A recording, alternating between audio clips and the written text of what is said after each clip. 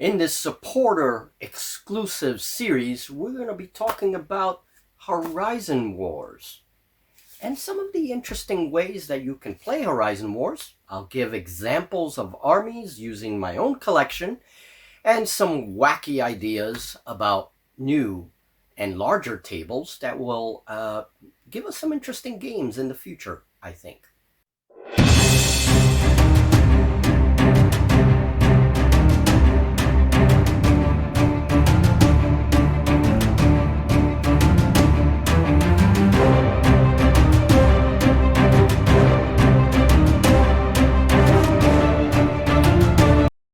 Welcome, patrons, supporters.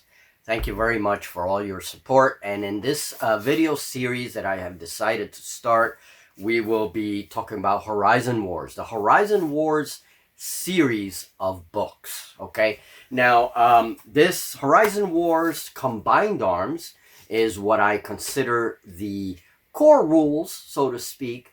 This is where it begins, and this is a book by Roby Jenkins. Osprey Publishing. It's a very nice set of rules for combined arms in a sci-fi setting, but it's a lot more than that. And with this series, we're going to explore all the books and hopefully come to an understanding of how versatile these rules really are. So in this video, we're not going over rules. We're not doing any of that. I'm going to show you. I have a whole collection of models here spread out and scratch builds, and I'm going to show you some sample armies. One of my specialties is like creature armies or robotic armies, and so we'll look at a little bit of that with the collection to give an idea of what kinds of armies and army setups we can have. And basically what I want to say is this is very important. If you own Combined Arms, obviously this is a standalone game. Over the Horizon, which is the next book, and we will talk about Over the Horizon in the next video, and that video will go a little bit more in detail into that rule set. We'll look at what has been expanded for Horizon Wars, and we'll look at all the cool rules, like the Kaiju rules, which give you more of allows you to field like giant creatures that take the place of mechs, especially in alien armies, or they could be standalone mutant creatures. You can have a Godzilla-like T-Rex that is, coming over and stomping all over your tanks and mechs. Cool stuff, a lot of crazy stuff. But Over the Horizon is very interesting. It adds a lot more rules and things to Combined Arms. If anything, I would say these two books go very well together. Combined Arms with Over the Horizon. I think those books go very much together, and you'll see why when we go over that second book. And then you have Horizon Wars Zero Dark and Horizon Wars Infinite Dark. Zero Dark is a standalone game. You don't need Combined Arms to play Zero Dark. But I do have to say that by playing Combined Arms and reading all the fluff in Combined Arms, I actually understood the other books better. Especially Zero Dark concentrates on era number 3, which is explained here. Era number 3 is part of the Colonial Wars. It's the peak of the Colonial Wars. And it's also the time where Earth has experienced a calamity. So Earth is in shambles. It's destroyed. And we have the children of Earth, the Venusians and the Martians, who now come, and there's like three-way fights. The way it's described is that these factions come in like Vikings, seeking to basically plunder, raid, and that's it. They're out. So there's the Terran, who are struggling to survive in this broken up Earth. So it's a very post-apocalyptic theme. And that's what's presented in Era 3 of the fluff. There's 4 different eras presented here. Each era is a different theme that you can play for the game. And it has rules, some very basic rules for each theme. What you can have and cannot have according to that point in history in the game. I really like that. And so Zero Dark concentrates on this post-apocalyptic, this dark age, part of history. Okay, so if you like that, it's also rules for 28 millimeter gaming. It's 28 millimeter skirmish. So those are very different rules, despite the fact that they are part of the same universe. Then we have Horizon Wars Infinite Dark, which is the final book. We will go over that at the end. And Infinite Dark is all about starships. It's space battles. It takes place probably at a point in Era 4 where humans are really on a conquistador kind of mindset, okay? And you can have different factions of humans fighting each other, or humans go out of the solar system and discover other alien races and decide that, yeah, let's conquer them, you know, so that kind of thing. So you can have or get their own asses conquered by these aliens as well. So whichever way it goes, right? But Infinite Dark deals with space battles, and that's the important thing. So we'll look at all of the books in turn, look at the themes, and then see representations from my own collections and scratch builds on how I represent those different themes. And I think it's going to be an interesting series. We'll have a couple of games also as an example, maybe in some of the more interesting series. Maybe look at a 28 millimeter army and play some Zero Dark or play some Combined Arms in 28 millimeter. We'll have to wait till my studio opens for that, though, my primary studio. All right, let's go check out the rest of the armies that I would like to show. And this is all related to Combined Arms rules.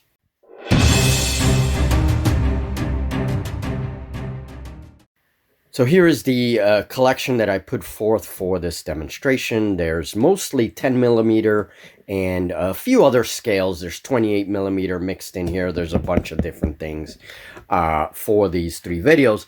But basically, here's an example of, in my collection, what I would do for the burning. I have a few of these tanks from the game tanks. Here's an M1. And basically, it would have tanks from sort of our modern age mixed with a few of these more boxy looking mechs to represent, you know, lower technology mechs. Maybe these were used in industry and are now converted into like military mechs. And yes, steampunkish, any of the war jacks that I have in my War Machine collection may work for this era.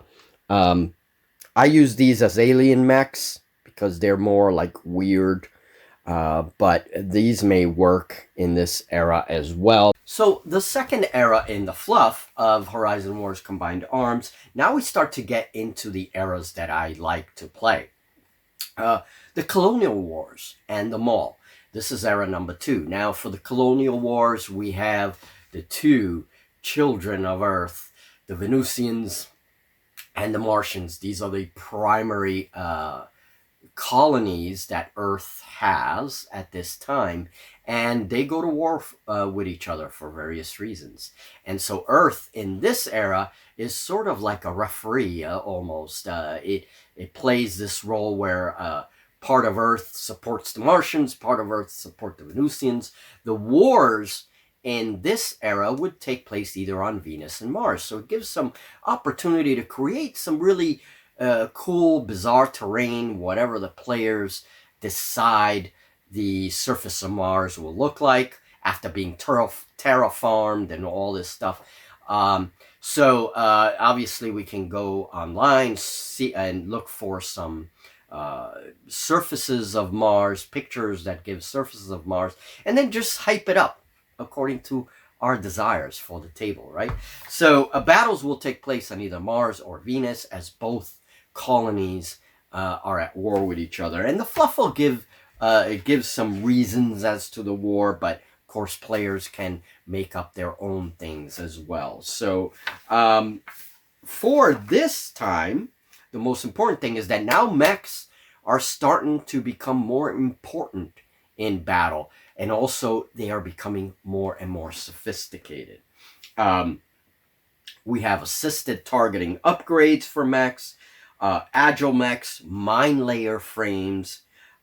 We also have the rule that only half of whatever presence points you agree to play. Presence points are the main currency you use. You know, in other games, they're simply referred to as points. This is what you use to buy your upgrades, to buy your mechs, your conventional forces. Everything is presence.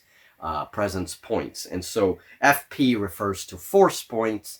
So only half could be dedicated to mechs, and the other half has to be conventional during this era. Okay, so mechs are getting more important, but they're not there yet. You can also have CHQs, which are command units that are represented by mechs in this era. So we're getting there. No anti-grav units in this era yet. So in this era, you start to see better, more advanced mechs. And so I would use anything in my Cav collection, my Drop Zone collection. I would play this mostly in 10mm, but also my scratch builds. And here we have some tanks that are still kind of like the modern era tanks. You know, they're not like super high tech looking. They're still very much the way we see tanks today, but with better upgrades and things like that.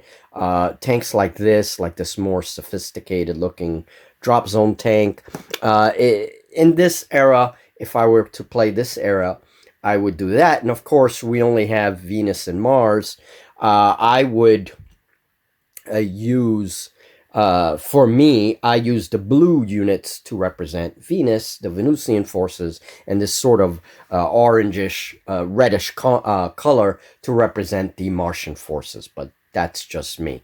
And of course, you can also throw Terran forces in there if Terran forces decide to be a peacekeeping sort of, you know, third faction, right? Like a referee in between both. So there are scenarios that could involve 3 forces, including Terran. So that's good to keep in mind. And the Maul for era number 2 is basically almost like arena combat, right? It deals only with mechs, and so if players want to play games that just involve the mechs, and it's almost like an arena tournament play between the mechs. There is that option in that era, which is interesting, almost like gladiatorial matches of mechs.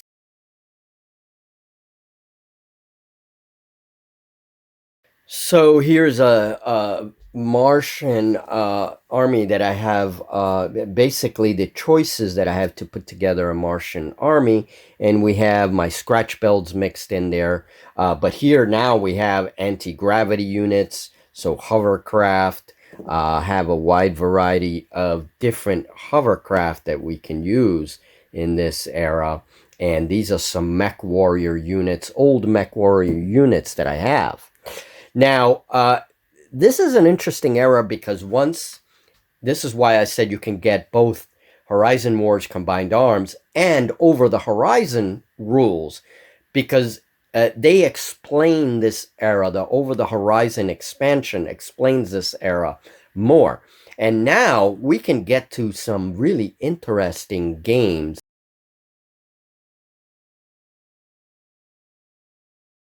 This is where we would definitely have mechs that are a little more older looking, maybe steam-powered mechs. We also have the kaiju rules. So we could have giant creatures like this, and armies become really crazy against these giant mutations, right? Kaiju-like creatures. We can get a very strong Pacific Rim vibe from playing in this era. Also, drones. Drones would work very well. These would be large defense drones, smaller defense drones that would also defend towns and things from creatures like this. So where these creatures come from, I mean, players can come up with all kinds of explanations, okay? So definitely your giant T-Rexes and giant reptiles, giant bugs, whatever you want to throw in there. It makes it a very, very fictitious sort of era, and it brings real sci-fi or even fantasy into the mix. But here's another example of a kaiju-like creature that I would use. Maybe have a couple of these really big monsters coming to invade a town.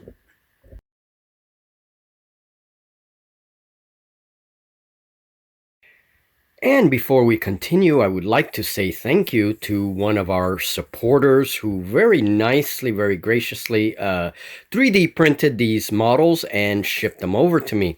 Now, this little fella here is one of the models, and I'm about to paint him up, and he is going to be a perfect addition to this new alien army.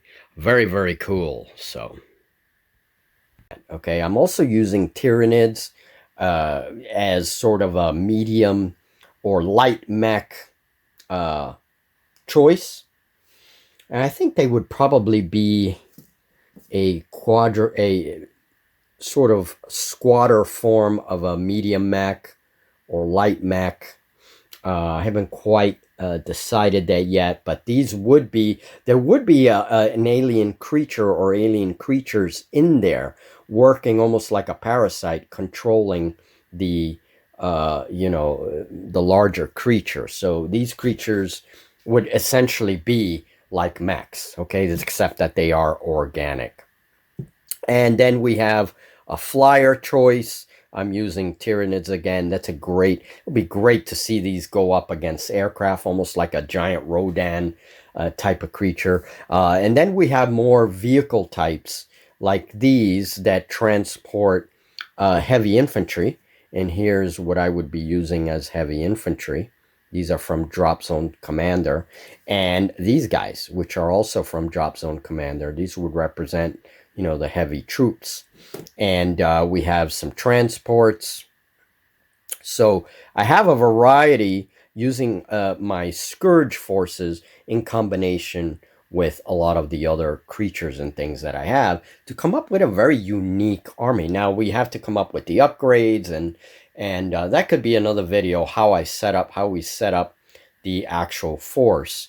And definitely in this case, we could bring in our super mechs as the defenders. So one of these to defend against the big creatures, or maybe even something smaller in the Titanicus range.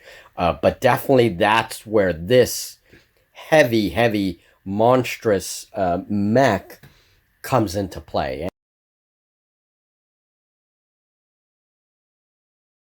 Scratch builds, I have a lot of scratch builds coming. Here's a hovercraft that I just made out of mesh. You will probably see more. Here's a tank, which I'm still finishing up, but it has the moving guns. Okay, and this would definitely go into the collection. And I actually, you will see this in Scratch Builder Monthly coming up, but I added some mesh wheels to this giant transport, and I made some changes. I'm actually going to repaint it, and this is one of those giant transports that will get our forces from place to place in the atmosphere. This will probably be an atmospheric vehicle, not a orbital vehicle. I have another like drop ship style vehicle that I am making that will transport a lot of these heavy units. And then we have the sky cranes, which I will be using from Drop Zone. These are excellent, and I will be making some more like different payload crates and things to set up on these, and these are excellent as transports. So even my scratch built AT-ATs, I can add some turrets on either side and turn them into super mechs, right, for the defense of some city. We also have my little guys here, which I can use as medium mechs, chicken walkers, and repaint them. And like I said, there's a lot of different Walker type things that I have that could represent either alien forces or, you know, some really bizarre human forces and stuff. So that's pretty much what I have from the collection. And that's what I have to show what I would do in my games of Horizon Wars, and we may see some examples of big games later on in the future involving 10 millimeter forces, bigger forces, and yeah, just explore this series a little bit. Now, in the next video, we'll talk about Over the Horizon, and then we'll move on to Zero Dark, and finally, we'll move on to Infinite Dark. And Infinite Dark, you can combine space battles with everything. So that's going to be an interesting kind of rule set to look at. Now, for those of you that prefer 28 millimeters, Horizon Wars, I have played combined arms in 28 millimeters. In my collection, it's harder to represent because I don't have all the elements I would like to have for a 28 millimeter army in combined arms. But definitely for Zero Dark, which is a game that I definitely want to play as part of the Horizon Wars series, is Zero Dark uses 28 millimeters and is more fine-tuned to skirmish level play. So that's a good game, a good version of the game to play if you want to play Horizon Wars themed games, you know, using the rules of Horizon Wars. So that is definitely one we're going to look into. But I do have enough in my collection that I think I can come up with some light mechs for 28 millimeters. Some of those mechs that you saw as super mechs would actually be light or medium mechs in 28 millimeter, especially in 28 millimeter. They may even be drones and not really just like piloted by somebody. They could be drones. And so we can go that route and play 28 millimeters. So that's what I like about this rule set. These 4 books make the system very, very versatile. If you don't want to play with aliens, or you don't want to play, you just want to do a high-tech, like kind of human engagement, you can have humans against maybe drones that have gone crazy. You know, their program has been corrupted for whatever reason, and these drones are now Terminator style threatening humans in some of the colonies. And so, you know, you can go that route as well. So it's a very versatile system. All right, we'll look at its complexities, its ups and downs, and have some example games as well. All right, so that concludes this first part of the series. More on this army formation in the future, and of course your armies would probably look very, very different. So thank you, patrons and members. We really appreciate your support, and I'll see you in the next video.